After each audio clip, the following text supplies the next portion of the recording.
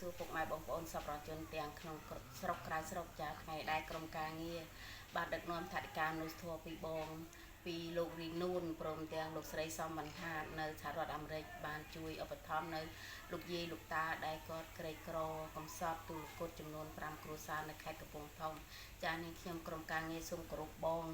អញ្ជើញជូននៅតេយ្យទានហើយនៅព្រមទាំងថវិកាជូនដល់លោកយាយលោកតាទាំងអស់គ្នាចាសូមអនុមោទនាបុណ្យចាហើយម៉ាក់យាយនេះទៅសពបរោះជន់ដែលគាត់បានជូនដល់លោកយាយមានអង្ករប្រេងឆាទឹកត្រីទឹកស៊ីអ៊ីវខ្ទឹមស្ករអំបិលប៊ីចេងព្រមទាំងមីមួយកេសហើយនិងថវិកាជូនដល់អ្នកម្ដាយសូមអ្នកម្ដាយជួយឲ្យពរឲ្យជ័យទៅ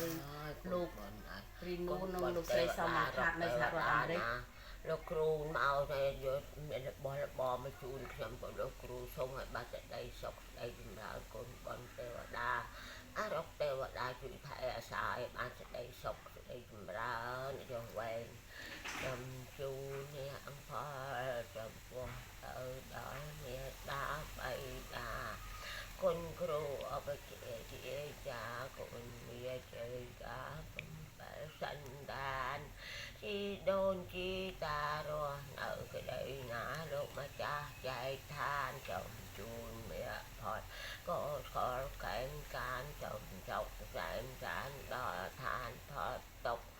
ខ្ញុំសូមប្រាថ្នាស្អែកចៅវិចាតទៅខាងមុខ